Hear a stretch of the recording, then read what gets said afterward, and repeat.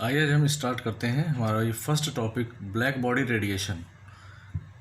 Black body radiation क्या चीज़ होती है इसको देखते हैं ज़रा। सपोज करें कि ये कोई ऑब्जेक्ट है, दिस इज एन ऑब्जेक्ट, ऐसी को हम बॉडी भी कह सकते हैं। और इस पर अगर कोई लाइट इंसिडेंट हो रही है, इस बॉडी पर अगर कोई लाइट इंसिडेंट हो रही है तो तीन बातें यहाँ पर देखने को मिलती हैं। फर्स्ट थिंग कि जो लाइट आ रही है उस लाइट में डिफरेंट वेवलेंथ के रेडिएशंस हैं। सपोज दैट λ1, λ2, λ3, है ना। यानी कि एक लाइट है, वाइट लाइट कह सकते हैं इसको, जिसमें डिफरेंट वेवलेंथ के रेडिएशंस हैं। और जब यह किसी ऑब्जेक्ट पर गिर रहा है तो तीन बातें हमें देखने को मिलेंगी।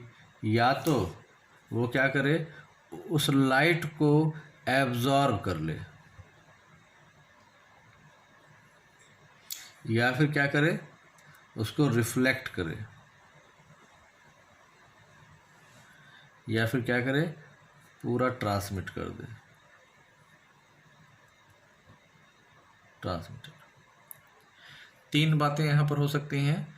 अगर किसी ऑब्जेक्ट पर लाइट गिर रहा है तो वो लाइट को पूरी तरह से एब्जॉर्ब कर ले, फुल्ली एब्जॉर्ब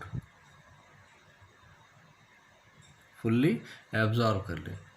तो अगर कोई भी ऑब्जेक्ट या कोई भी बॉडी किसी लाइट को फुल्ली एब्जॉर्ब कर लेती है तो उसे हम कहते हैं ब्लैक बॉडी।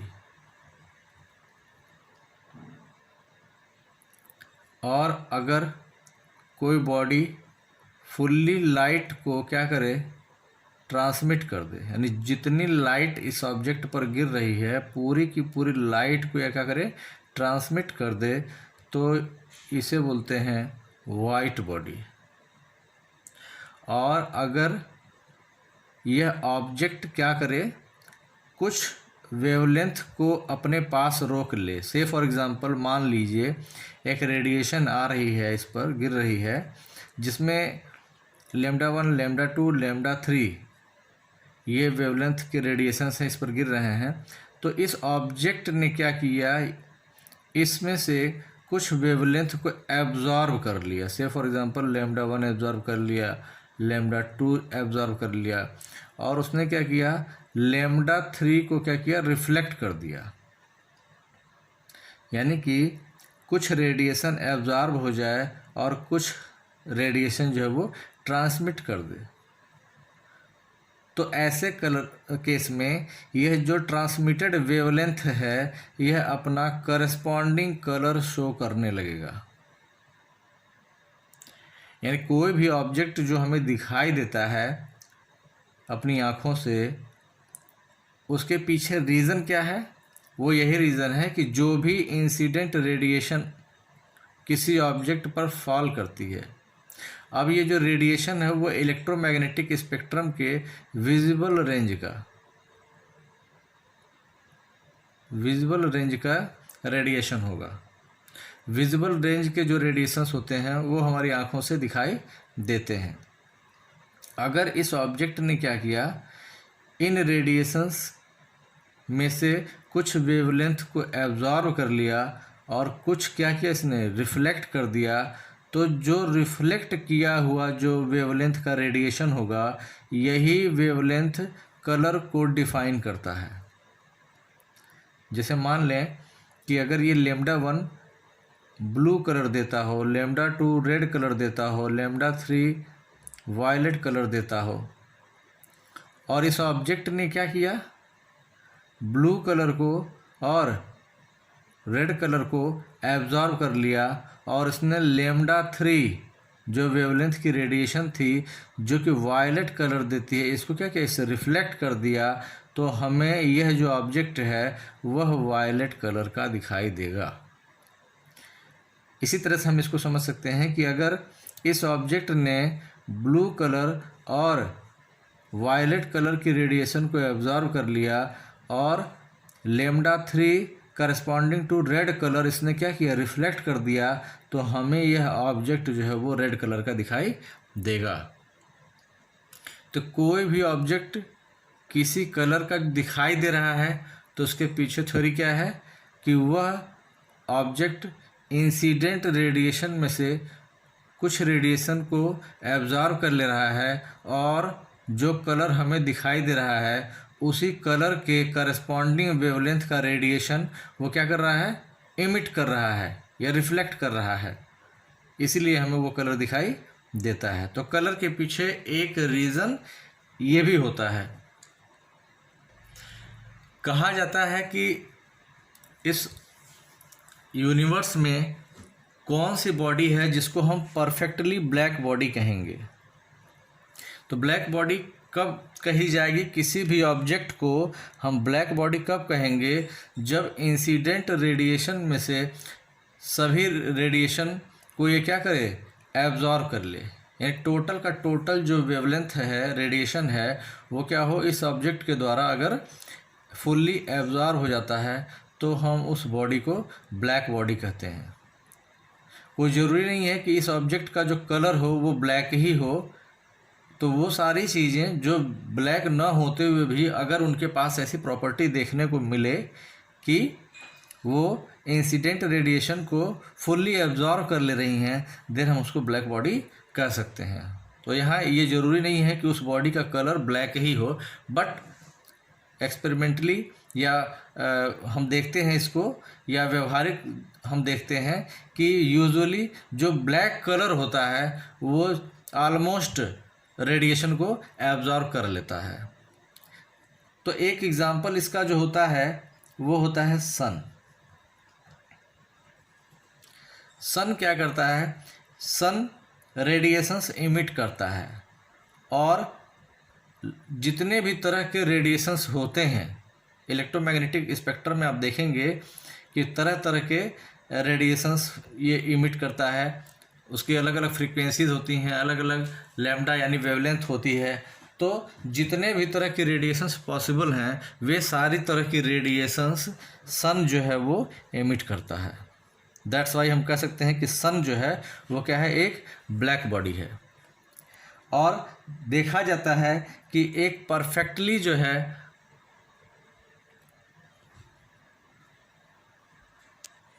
एब्जॉर्बर जो होता है वो एक परफेक्टली इमिटर भी होता है।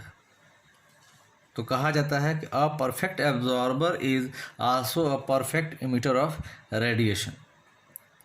तो जैसा कि हमने देखा कि एक बॉडी है, तो इसका एक एग्जांपल हम ले सकते हैं कार्बन ब्लैक।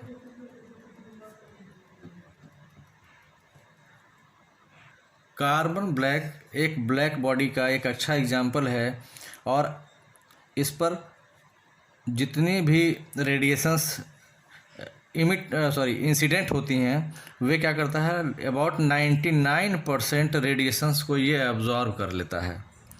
तो एक अच्छा एब्जॉर्बर माना जाता है कार्बन ब्लैक, और इसको एक्सपेरिमेंटली हम करके देख सकते हैं। सपोज दैट हमने एक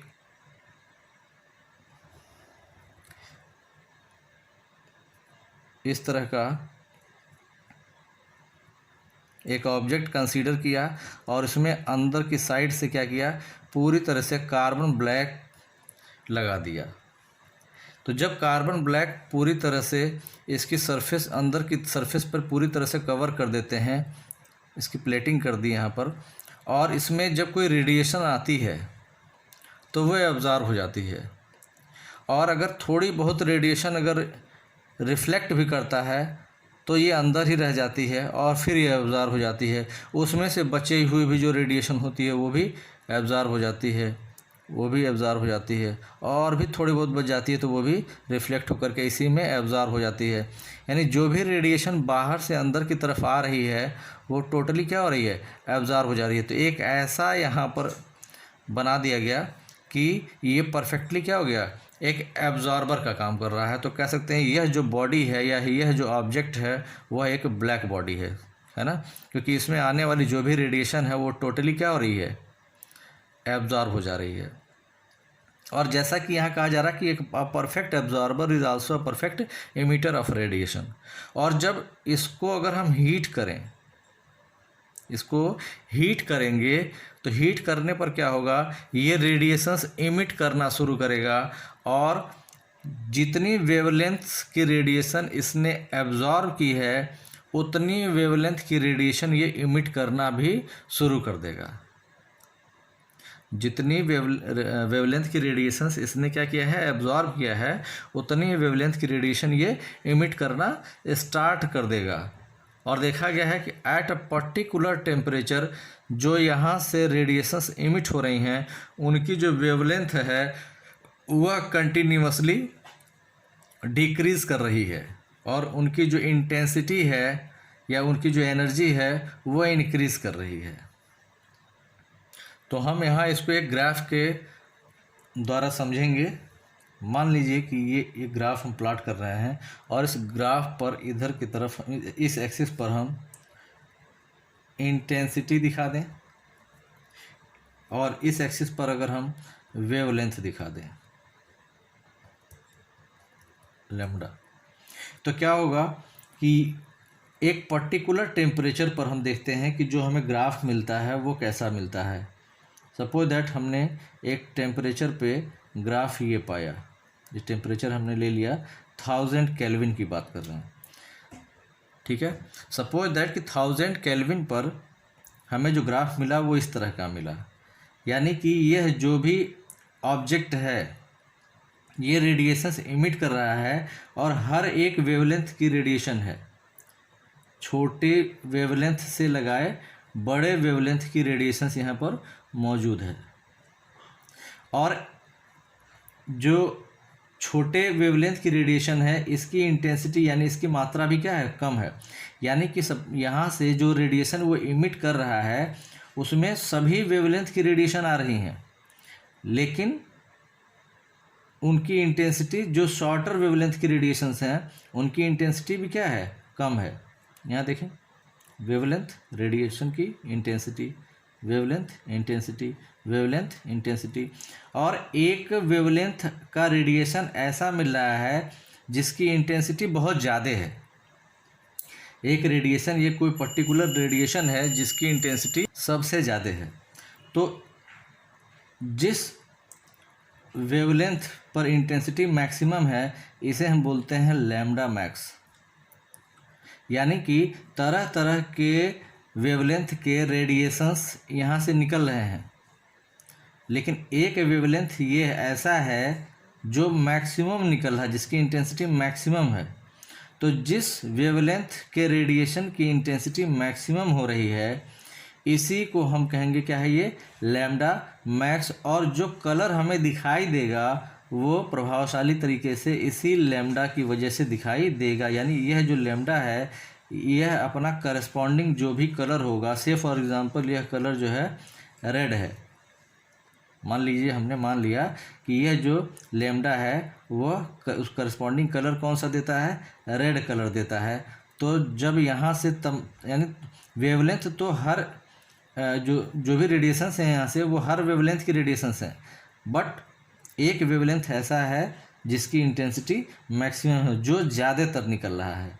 तो हम कहेंगे कि कलर भी हमको इसी वेवलेंथ के करस्पॉन्डिंग दिखाई देगा। और हमने मान लिया कि यह क्या है, रेड है। और हमने क्या किया, इस ऑब्जेक्ट को और हीट करना शुरू किया और गर्म किया, तो हमने क्या देखा कि यह ग्राफ कुछ फिर ऐसा आता है।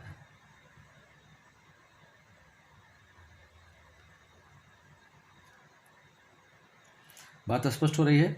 तो हम राइट से लेफ़्ट की तरफ चलेंगे कि जब हम हीट करते हैं तो क्या इफ़ेक्ट हम देखते हैं।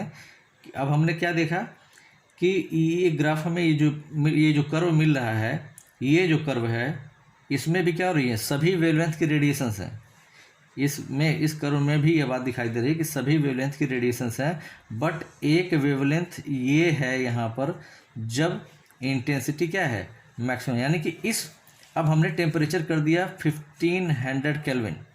तो 1500 केल्विन पर एक रेडिएशन ऐसी मिल रही है जिसकी लैम्डा सबसे ज़्यादा है और इंटेंसिटी क्या है इस लैम्डा की, यानी कि इस लैम्डा की यानी इस वेवलेंथ की इंटेंसिटी सबसे ज़्यादा है तो और इस वेवलेंथ की रेडिएशन सबसे ज़्यादा निकल रही है, निकलने तो हर एक वेवलेंथ की रेडिएशन निकल रही है, बट इस वेवलेंथ की रेडिएशन सबसे ज़्यादा निकल रही है, तो कहेंगे इस टेम्परेचर पर लैम्डा मैक्स ये है और इसका जो करस्पॉन्डिंग कलर होगा वो हमें दिखाई देगा।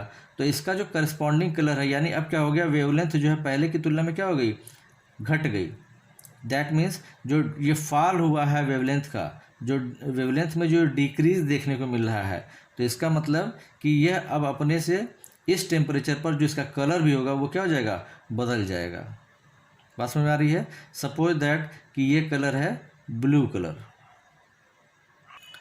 अब अगर हमने इसको फर्दर हीट किया, गर्म किया, तो देखते हैं ग्राफ जो है थोड़ा सा बदल जाता है और ग्राफ कुछ इस तरह का आ जाता है। और यहाँ भी हम देखते हैं कि हर एक वेवलेंथ की रेडिएशन निकल रही है, हर एक वेवलेंथ की रेडिएशन यहाँ भी निकल रही है, बट इस लैम्डा या दैट मीन्स ये एक लैम्डा मैक्स हमें मिलता है जब हमने टेम्परेचर राइज कर दिया, और राइज कर दिया 2000 केल्विन। 2000 केल्विन पर हमने देखा कि लैम्डा जो है वो मैक्सिमम हो गई, ये वाली, और कलर इसका हमको करस्पॉन्डिंग दिखाई देगा। तो इट में भी यह कलर जो है वायलेट कलर है, दैट मीन्स इससे लो वेवलेंथ की हमें कलर दिखाई देगी। ठीक है, तो at a particular temperature there is a particular wavelength at which intensity is maximum called as lambda max. ठीक है, और with the increase of temperature हम क्या देखते हैं, जैसे जैसे हमने टेम्परेचर इंक्रीज किया है, लैम्डा मैक्स की जो वैल्यू है वो शिफ्ट हो रही थी किसकी तरफ, लोअर वेवलेंथ की तरफ। तो with the help of increase of temperature the position of lambda max shifts towards lower wavelength, ऐसा पाया गया। ठीक है, तो ये सारी चीज़ें हैं जो हमें ब्लैक बॉडी रेडिएशन में जाननी है, और इससे यही सारी चीज़ें जो है हम उसको नोट्स में आपको प्रोवाइड करा देते हैं। इसका स्क्रीनशॉट लेकर के इसको अपनी कॉपी में लिख लीजिएगा। एक बार फिर से हम इसकी चर्चा कर लेते हैं। ब्लैक बॉडी रेडिएशन क्या होगी, कोई भी ऑब्जेक्ट जो फुल्ली एब्जॉर्व कर ले इंसिडेंट रेडिएशन को, उसी को क्या बोलते हैं, ब्लैक बॉडी कहते हैं। ठीक है, और इसका एक नेचुरल एग्जांपल कौन है, सन है। सन से सारे तरह की वेवलेंथ वाली रेडिएशंस निकलती हैं, और a perfect absorber also perfect emitter of radiation. अगर कोई बॉडी जैसे कार्बन ब्लैक है, यह परफेक्ट एब्जॉर्बर माना जाता है, 99% ऑफ इंसिडेंट रेडिएशन को ये एब्जॉर्ब कर लेता है। तो ये एक अच्छा इमिटर भी होगा। कब होगा, जब हम इसको हीट करेंगे। अब ये कौन सा ऑब्जेक्ट, अब हम ऑब्जेक्ट के बारे में थोड़ा सा ये भी देख लेते हैं कि किस तरह के ऑब्जेक्ट होंगे जो एब्जॉर्ब करेंगे या कब वो इमिट करेगा। तो मान लीजिए अगर यह कोई ऑब्जेक्ट है, इसका टेम्परेचर T1 है और इसके सराउंडिंग का टेम्परेचर सपोज दैट T2 है, तो जिसका टेम्परेचर ज़्यादा होगा वो रेडिएशन इमिट करेगा, और जिसका टेम्परेचर कम होगा वो रेडिएशन क्या करेगा, एब्जॉर्ब करेगा। से for example T2 is greater than T1, that means अगर सराउंडिंग का टेम्परेचर ज़्यादा है इस ऑब्जेक्ट के टेम्परेचर से, तो ये ऑब्जेक्ट क्या करेगा, इंसिडेंट रेडिएशन को एब्जॉर्ब कर लेगा। और जब इस ऑब्जेक्ट का temperature that means T1 greater than T2 हो जाएगा, सराउंडिंग के टेम्परेचर से इसका टेम्परेचर ज़्यादा हो जाएगा, तो ये रेडिएशंस इमिट करना स्टार्ट करेगा। जैसे यहाँ पर हमने बात किया कि कार्बन ब्लैक हमने अंदर की तरफ से पूरी तरह से यहाँ पे कलर कर दिया, और इसमें जो इंसिडेंट रेडिएशंस हैं वो क्या हो रही हैं, टोटली एब्जॉर्ब हो जा रही हैं, और जब हम इसको हीट कर रहे हैं तो अब ये रेडिएशन इमिट करना स्टार्ट कर रहा है। और जो दैट मीन्स जब ये ब्लैक बॉडी जो है, जो कि एक परफेक्टली एब्जॉर्बर था, जब ये रेडिएशंस इमिट करता है, that radiation is called as black body radiation कहेंगे इसको।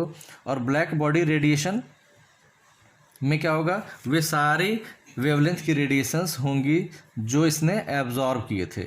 अब उसकी इंटेंसिटी कम या ज़्यादा हो सकती है। तो एट अ पर्टिकुलर टेम्परेचर हमें क्या होगा, यानी हमें सारे वेवलेंथ की रेडिएशन मिल रही है, हर समय मिल रही है। 1000 केल्विन पे भी मिल रही थी, 1500 केल्विन पर भी मिल रही थी, 2000 केल्विन पर भी हमें सारे वेवलेंथ की रेडिएशंस मिल रही हैं। बट हम क्या देख रहे हैं कि एट अ पर्टिकुलर टेम्परेचर एक हमें लैम्डा मैक्स मिल रहा है, जिसकी वजह से हमें कलर दिखाई दे रहा है। तो हमने 1000 केल्विन पर देखा तो हमें लैम्डा मैक्स ये मिला, और उसका करस्पॉन्डिंग कलर हमने मान लिया रेड है। तो बट नेचुरल है, जब इसको हीट करेंगे तो लेमडा मैक्स जो है वो लोअर वेवलेंथ की तरफ शिफ्ट करेगा, और लोअर वेवलेंथ की तरफ शिफ्ट करेगा तो लोअर वेवलेंथ की वजह से कोई जो भी हमें कलर दिखाई देगा वो ब्लू हो सकता है, ग्रीन हो सकता है, येलो हो सकता है। से फॉर एग्जांपल हमने मान लिया ब्लू कलर, ठीक है। और अब अगर हम इसको और हीट करेंगे तो अब ये इधर की तरफ शिफ्ट नहीं होगा, दैट मीन्स अब रेड कलर नहीं आएगा। टेम्परेचर अगर हम बढ़ाएंगे तो अब अपने से शॉर्टर वेवलेंथ का ही कलर वो दिखाई देगा। अब उससे शॉर्टर वेवलेंथ में इंडिगो या वायलेट आ सकता है, ठीक है। तो ये चीज़ें हो गई ब्लैक बॉडी रेडिएशन के लिए।